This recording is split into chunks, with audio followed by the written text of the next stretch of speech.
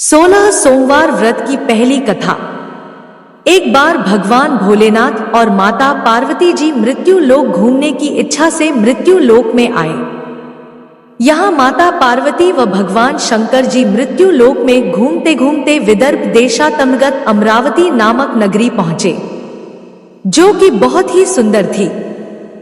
यहाँ उन्होंने देखा कि अमरावती नगरी अमरपुरी के जैसे सभी प्रकार के सुखों से परिपूर्ण थी। उस नगरी में राजा द्वारा बनवाया हुआ बहुत सुंदर भगवान भोलेनाथ जी का मंदिर भी था। उस मंदिर में भगवान भोलेनाथ जी और माता पार्वती निवास करने लगे। एक दिन माता पार्वती जी ने भगवान से कहा, हे प्रभु, आज तो हम और तुम दोनों चौसर पासा खेलेंगे। शंकर जी ने माता पार्वती जी की बात मान ली और चौसर खेलने लगे। उसी समय मंदिर का पुजारी ब्राह्मण मंदिर में पूजा करने के लिए आया हुआ था। माता ने ब्राह्मण को देखकर एक प्रश्न किया कि पुजारी जी बताओ कि इस बाजी में दोनों में से किसकी जीत होगी और किसकी हार होगी। ब्राह्मण ने बिना सोचे समझे कहा कि भगवान भोलेनाथ ही जीतेंगे। कुछ समय बाद बाजी समाप्त हुई और माता पार्वती जी की विजय हो गई। माता पार्वती को ब्राह्मण के झूठ बोलने पर क्रोध आया और कोढ़ी होने का श्राप दे दिया। भगवान शंकर जी के बहुत समझाने के बाद भी माता नहीं मानी और वो दोनाए वहां से चले गए। कुछ समय बाद उस ब्राह्मण पुजारी को कोढ़ होने लगे और धीरे धीरे उसके सारे शरीर में कोढ़ हो गए। ऐसे में वह बहुत ही परेशान व दुखी रहने लगा। इस तरह कई दिन बीत गए। फिर एक दिन देवलोक की अप्सराएं शिवजी की पूजा करने उसी मंदिर में आईं। अप्सराओं ने उस पुजारी के कष्ट को देखकर बड़े दयाभाव से उसके रोगी होने का कारण पूछा। तब पुजारी जी ने आप बीती सभी बातें निसंकोच होकर उन अप्सराओं को बता दी। यह सुनकर वो अप्सराएं बोले, हे ब्राह्मण, तुम दुखी मत हो, भगवान भोलेनाथ जी आपके सभी कष्टों को दूर कर देंगे। परंतु तुम्हें श्रेष्ठ षोडश सोमवार के व्रत पूरे विधि विधान और भक्तिभाव से पूरे 16 व्रत करने होंगे और 17वें सोमवार के दिन पांव सेर पवित्र गेहूं के आटे की बाटी बनाएं। उसके बाद घी और गुड़ मिलाकर चूरमा बनाकर भगवान भोलेनाथ जी को प्रसाद चढ़ाना और बाकी के प्रसाद को मंदिर में उपस्थित भक्तों को बांट देना। ऐसे करने से आपकी सभी मनोकामनाएं पूरी होगी। ऐसा कहकर अप्सराएं देवलोक चली गई। ब्राह्मण भी यथाविधि षोडश सोमवार व्रत करने लगा। ऐसे में भगवान भोलेनाथ की कृपा से धीरे धीरे ब्राह्मण पुजारी कोढ़ से मुक्त होने लगा। कुछ समय बाद भगवान शंकर जी और माता पार्वती जी फिर से उसी मंदिर में पधारे। तब माता ने उस ब्राह्मण को रोग मुक्त होने का कारण पूछा तो ब्राह्मण ने माता को 16 सोमवार के व्रत के बारे में विस्तार से बताया। ब्राह्मण की बात सुनकर माता पार्वती जी बहुत प्रसन्न हुई और पुजारी से 16 सोमवार के व्रत की विधि पूछी। उसी दिन से माता पार्वती जी भी षोडश सोमवार व्रत करने लगी और लगातार 16 व्रत किया। ऐसे में उनकी मनोकामनाएं पूरी हुई। उनके रूठे पुत्र स्वामी कार्तिकेय जी स्वयं ही माता के आज्ञाकारी हो गए। फिर एक दिन कार्तिकेय को अपना विचार परिवर्तन होने का रहस्य जानने की इच्छा हुई और वह अपनी माता के पास आए और बोले कि आपने ऐसा क्या उपाय किया जिससे मेरा मन आपकी ओर आकर्षित हो गया। तब माता पार्वती जी ने उसे षोडश सोमवार कथा सुनाई। तब कार्तिकेय ने अपनी माता से कहा, इस व्रत को मैं भी करूंगा क्योंकि मेरा प्रिय मित्र ब्राह्मण दुखी दिल से परदेश गया है। हमें उससे मिलने की बहुत इच्छा होती है। फिर कार्तिकेय जी ने भी 16 सोमवार के व्रत पूरे विधि विधान से किए और उनकी भी इच्छा पूर्ण हो गई। उन्हें अपना प्रिय मित्र मिल गया। तब उसके मित्र ने इस आकस्मिक मिलन का भेद कार्तिकेय जी से पूछा तो वे बोले, हे मित्र, हमने तुम्हारे मिलने की इच्छा करके 16 सोमवार के व्रत किए थे।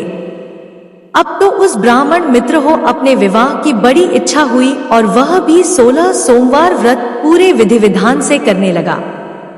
एक दिन वह किसी काम से विदेश गया। और वहां के राजा ने अपनी पुत्री का स्वयंवर रखा था। उस राजा ने राजकुमारी के विवाह के लिए यह शर्त रखी थी कि जिस राजकुमार के गले में सब प्रकार श्रेणगारित हथिनी माला डालेगी, मैं उसी के साथ अपनी बेटी का विवाह करूंगा। भगवान शिवजी की कृपा से ब्राह्मण भी उस स्वयंवर को देखने के लिए एक और बैठा हुआ था। उसी समय हथिनी वहां पर आई और उस ब्राह्मण के गले में जयमाला डाल दी।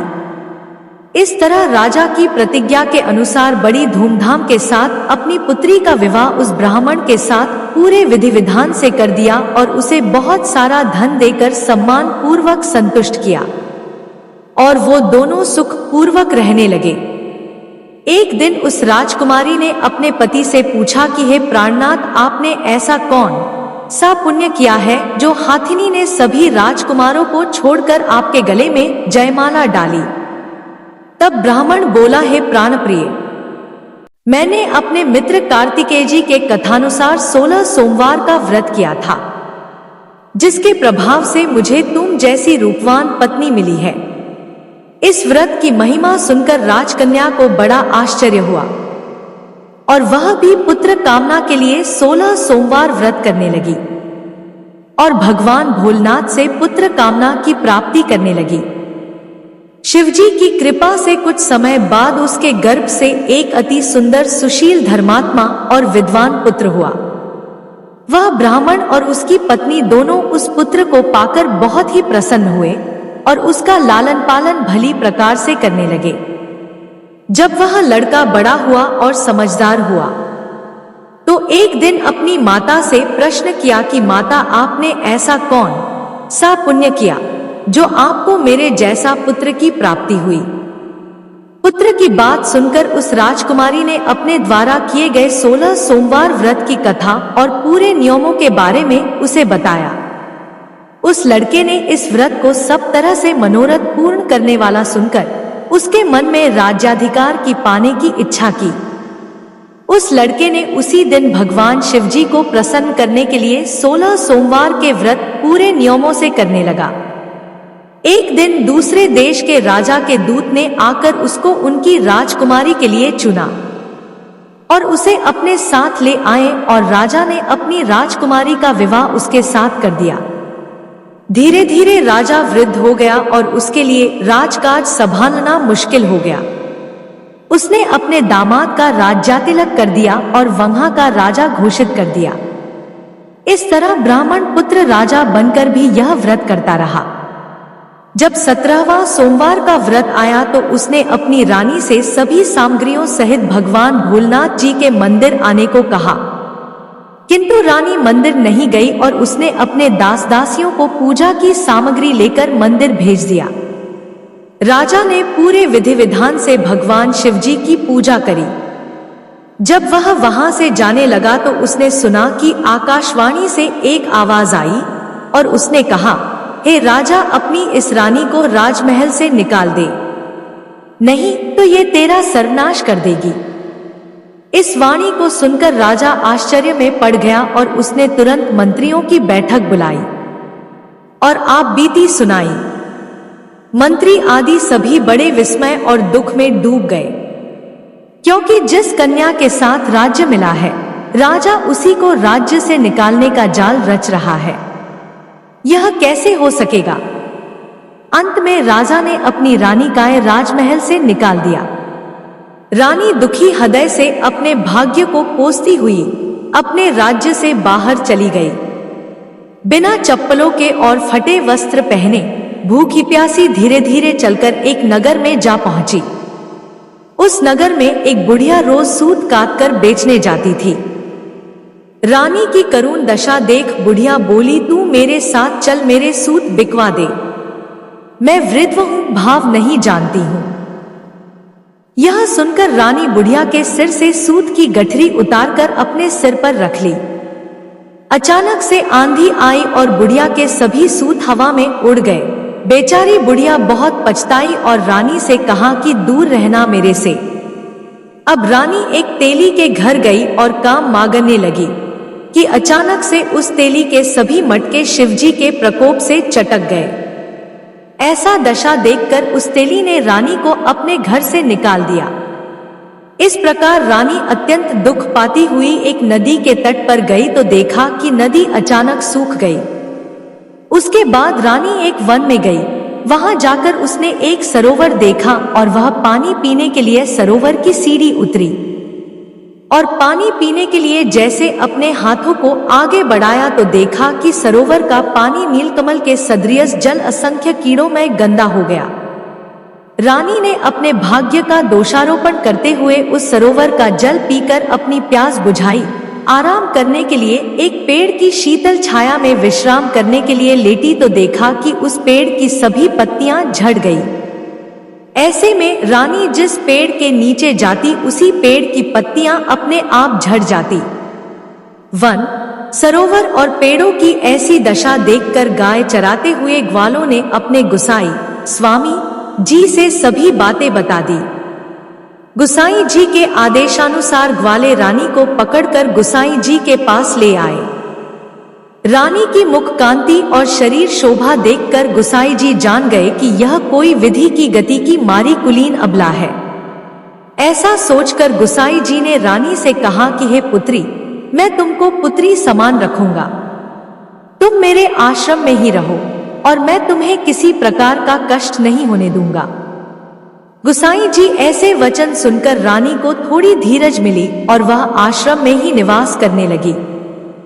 आश्रम में रानी खाना बनती तो उसके खाने में कीड़ पड़ जाते और जब वह पानी भर के लाती तो उसमें भी कीड़े ही कीड़े हो जाते। अब तो गुसाई जी भी बहुत दुखी हो गए और रानी से बोला कि बेटी, तेरे पर कौन से देवता का कोप है जिससे तेरी ऐसी दशा है। गुसाई जी की बात सुनकर रानी ने कहा कि अपने पति के साथ भगवान शिव जी की पूजा करने नहीं जाने की पूरी कथा सुनाई। रानी की बात सुनकर गुसाई जी ने उसे इस कोप से मुक्त होने के लिए 16 सोमवार व्रत की कथा पूरे विधि विधान से करने को कहा। गुसाई जी की बात सुनकर वह प्रत्येक सोमवार का व्रत पूरे नियमों से करने लगी। जब रानी के पूरे 16 व्रत हो गए और जब उसने 17वें सोमवार का व्रत किया और रोज की तरह भगवान भोलेनाथ जी की पूजा कर रही थी तो भगवान शिव जी के प्रभाव से राजा के मन में अपनी रानी का विचार उत्पन्न हुआ और सोचा कि मेरी रानी को गए हुए बहुत समय बीत गया, न जाने कहाँ भटकती होगी, मुझे उसे ढूंढना चाहिए। राजा ने यह सोचकर अपनी रानी की तलाश में चारों दिशाओं में अपने सैनिकों को भेजा। सैनिक अपनी रानी को ढूंढते हुए गुसाई जी के आश्रम में आ पहुंचे। सैनिक अपनी रानी को वहां पाकर पुजारी जी से अपनी रानी को साथ भेजने के लिए कहा, किंतु गुसाई जी ने मना कर दिया और सैनिक चुपचाप लौट गए। राजा को सभी बातें बताई। तब राजा स्वयं रानी को लेने गुसाई जी के आश्रम आए और पुजारी से प्रार्थना करते हुए बोले, महाराज, जो देवी आपके आश्रम में रहती है वो मेरी पत्नी है। शिवजी के कोप से मैंने इसका त्याग कर दिया था। अब इस पर से भगवान शिवजी का कायप शांत हो गया है, इसलिए मैं इसे लेने के लिए आया हूं। आपकी आज्ञा हो तो मैं इसे ले जा सकता हूं। गुसाई जी ने राजा के वचनों को सत्य समझकर रानी को राजा के साथ जाने की आज्ञा दे दी। गुसाई जी की आज्ञा पाकर रानी अपने पति के साथ अपने राज्य के लिए चल दी। रानी के आने की खबर पाकर राज्य के निवासी अनेक प्रकार के बाजे बजाने लगे। नगर के दरवाजे पर तोरण बंधनवारों से विविध विधि से नगर को सजाया। नगर में घर घर में मंगल गान होने लगे। पंडितों ने विविध वेद मंत्रों का उच्चारण करके अपनी रानी का स्वागत किया। इस प्रकार रानी ने अपनी राजधानी में पुनः प्रवेश किया। राजा ने अपनी रानी के आने की खुशी में ब्राह्मणों को अनेक प्रकार के दानादि देकर संतुष्ट किया। याचकों को धन धान्य दिया और पूरी नगरी में जगह जगह सदाव्रत खुलवाए, जहां भूखों और गरीबों को खाने को मिला। इस प्रकार राजा रानी भगवान भोलेनाथ जी की कृपा से सभी प्राकर के सुख भागते हुए और 16 सोमवार व्रत की कथा करते रहे। अंत समय में अनेक प्रकार के सुख भोगते हुए शिवपुरी को पधारे। इसी कारण कहते हैं कि जो भी मनुष्य भगवान भोलेनाथ जी की भक्ति मन वचन कर्म द्वारा 16 सोमवार के व्रत पूरे विधि विधान से करेगा, वह इस मृत्यु लोक से समस्त सुख को भोगकर अंत में भगवान के चरणों में शिवपुरी को प्राप्त होगा। और इस व्रत के करने से सबके मनोरथ भी पूर्ण होते हैं। 16 सोमवार व्रत की दूसरी कथा। प्राचीन समय में एक नगर में एक धनवान साहूकार रहा करता था, जिसके घर में किसी प्रकार की कोई कमी नहीं थी, परंतु उसका कोई पुत्र नहीं है, जिस कारण वह काफी दुखी रहता था। उसे दिन रात यही चिंता सताती रहती थी। ऐसे में वह पुत्र पाने की कामना लिए हर सोमवार भगवान शिव जी का व्रत और पूजन किया करता था और शाम के समय शिव मंदिर में जाकर के भगवान शिव जी के सामने दीपक जलाता था। उसके उस भक्तिभाव को देखकर देवी माँ पार्वती ने शिव जी से कहा कि यह साहूकार आपका बहुत बड़ा भक्त है और सदैव आपका व्रत और पूजन बड़ी श्रद्धा के साथ करता है, इसकी मनोकामना पूर्ण करनी चाहिए। शिवजी ने कहा, है पार्वती, यह संसार कर्म क्षेत्र है और जैसे किसान खेत में जैसा बीज बोता है वैसा ही फल काटता है, उसी तरह इस संसार में व्यक्ति जैसा कर्म करता है वैसा ही फल भोगता है। पार्वती जी ने अत्यंत आग्रह से कहा, प्रभु, जब यह आपका इतना बड़ा भक्त है और इसको अगर किसी भी प्रकार का दुख है तो उसे अवश्य दूर करना चाहिए, क्योंकि आप सदैव अपने भक्तों पर दयालु होते हैं और उनके दुखों को हमेशा दूर करते हैं। यदि आप ऐसा नहीं करेंगे तो मनुष्य आपकी सेवा व व्रत क्यों करेंगे? पार्वती जी के ऐसे आग्रह पर शिव जी बोले, हे पार्वती, इसके कोई पुत्र नहीं है, इसी चिंता में यह अत्यंत दुखी रहता है। इसके भाग्य में पुत्र न होने पर भी मैं इसको पुत्र की प्राप्ति का वर दे सकता हूँ, लेकिन वह पुत्र केवल 12 वर्ष तक जीवित रहेगा। इसके पश्चात वह मृत्यु को प्राप्त हो जाएगा। इससे अधिक तो मैं भी कुछ और इसके लिए नहीं कर सकता। यह बातें साहूकार सुन रहा था। इससे उसको न तो प्रसन्नता हुई और न ही कुछ दुख हुआ। वह पहले की तरह ही शिव जी महाराज का व्रत और पूजन करता रहा। कुछ समय व्यतीत हो जाने पर साहूकार की स्त्री गर्भवती हुई और 10वें महीने में उसे अति सुंदर पुत्र की प्राप्ति हुई। साहूकार के घर में बहुत खुशी मनाई गई, परंतु साहूकार ने उसकी केवल 12 वर्ष की आयु जानकर अधिक प्रसन्नता प्रकट नहीं की और न ही किसी को यह भेद बताया। जब वह बालक 11 वर्ष का हो गया तो उस बालक की माता ने उसके पिता से विवाह आदि के लिए आग्रह किया, तो वह साहूकार कहने लगा कि अभी मैं इसका विवाह नहीं करा सकता, अपने पुत्र को काशी पढ़ने के लिए भेजूंगा।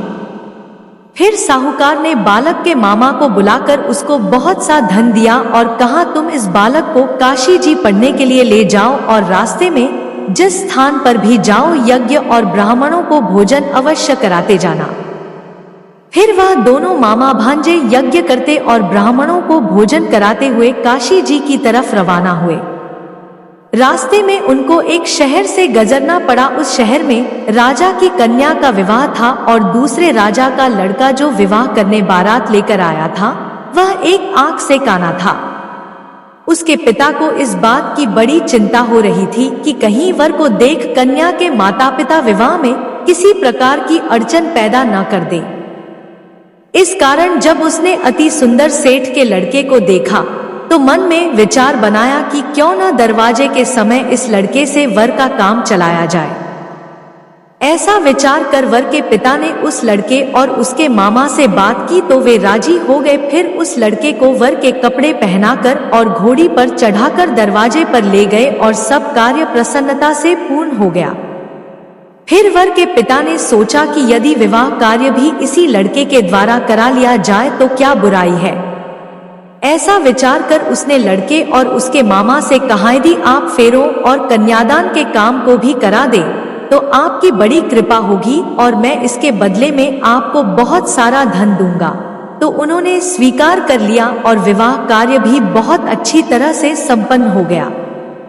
परंतु जिस समय लड़का जाने लगा तो उसने राजकुमारी की चुन्नी के पल्ले पर लिख दिया कि तेरा विवाह तो मेरे साथ हुआ है, परंतु जिस राजकुमार के साथ तुमको भेजेंगे वह एक आंख से काना है और मैं काशी जी में पढ़ने जा रहा हूँ।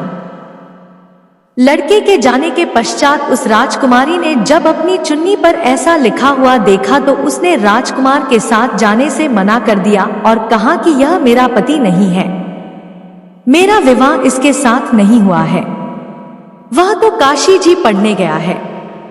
राजकुमारी के माता पिता ने अपनी कन्या को विदा नहीं किया और बारात वापस चली गई। उधर सेठ का लड़का और मामा काशी जी पहुंच गए थे। वहां जाकर लड़के ने पढ़ना शुरू कर दिया।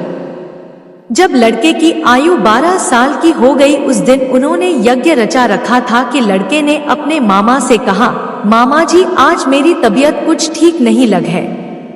मामा ने कहा, अंदर जाकर सो जाओ और आराम करो। लड़का अंदर जाकर सो गया और थोड़ी देर के बाद में उसके प्राण निकल गए। जब उसके मामा ने आकर देखा तो वह मुर्दा पड़ा हुआ है तो उसको बड़ा दुख हुआ और उसने सोचा कि अगर मैं अभी रोना पीटना मचा दूंगा तो यज्ञ का कार्य अधूरा रह जाएगा, जो कि सही नहीं होगा। अतः उसने जल्दी से यज्ञ का कार्य समाप्त किया और ब्राह्मणों के जाने के बाद रोना पीटना आरंभ कर दिया। संयोगवश उसी समय शिव पार्वती जी उधर से जा रहे थे। जब उन्होंने जोर जोर से रोने की आवाज सुनाई दी तो पार्वती जी शिव जी से कहने लगी, प्रभु कोई दुखिया रो रहा है, कृपया कर इसके कष्ट को दूर कीजिए। जब शिव पार्वती ने पास जाकर देखा तो वहां एक लड़का मुर्दा पड़ा हुआ था। पार्वती जी कहने लगी, महाराज यह तो उसी सेठ का लड़का है जो आपके वरदान से पैदा हुआ था। अतः हे प्रभु इस बालक को और आयु दो, नहीं तो इसके माता पिता तड़प तड़प कर मर जाएंगे। पार्वती जी के बार बार आग्रह करने पर शिवजी ने उसको जीवन का वरदान दे दिया और भगवान शिवजी की कृपा से लड़का फिर जीवित हो गया। इसके बाद शिवजी और पार्वती कैलाश पर्वत की ओर चले गए। इसके पश्चात वह लड़का और उसका मामा उसी प्रकार यज्ञ करते और ब्राह्मणों को भोजन कराते अपने घर की ओर वापस चल पड़े। रास्ते में उसी शहर में आए जहां उसका विवाह हुआ था। वहां पर आकर उन्होंने यज्ञ आरंभ कर दिया तो उस लड़के के ससुर ने उसको पहचान लिया और अपने महल में ले जाकर उसकी बड़ी खातिरदारी की, साथ ही बहुत से दास दासियों सहित आदरपूर्वक लड़की और जमाई को विदा भी किया। जब वह अपने शहर के निकट आए तो मामा ने कहा कि पहले मैं तुम्हारे घर जाकर खबर कराता हूँ। जब उस लड़के का मामा घर पहुंचा तो लड़के के माता पिता घर की छत बैठे हुए थे और यह प्रण कर रखा था कि यदि हमारा पुत्र सकुशल लौट आया तो हम राजी खुशी नीचे आ जाएंगे, नहीं तो छत से गिरकर अपने प्राण त्याग देंगे। इतने में उस लड़के के मामा ने आकर यह समाचार दिया कि आपका पुत्र वापस आ गया है, तो उनको विश्वास नहीं आया। तब उसके मामा ने शपथ पूर्वक कहा कि आपका पुत्र अपनी स्त्री के साथ बहुत सारा धन साथ लेकर आया है। तो सेठ ने आनंद के साथ उसका स्वागत किया और बड़ी प्रसन्नता से साथ रहने लगे। माना जाता है कि इसी प्रकार से जो कोई भी सोमवार के व्रत को धारण करता है अथवा इस कथा को पढ़ता या सुनता है उसकी समस्त मनोकामनाएं पूर्ण होती हैं। आपको यह कथा पसंद आई होगी। वीडियो को लाइक जरूर करें और ऐसी ही और कथाओं को सुनने के लिए आपके अपने चैनल पौराणिक कहानी सनातन धर्म को सब्सक्राइब भी कर लें। हर हर महादेव। धन्यवाद।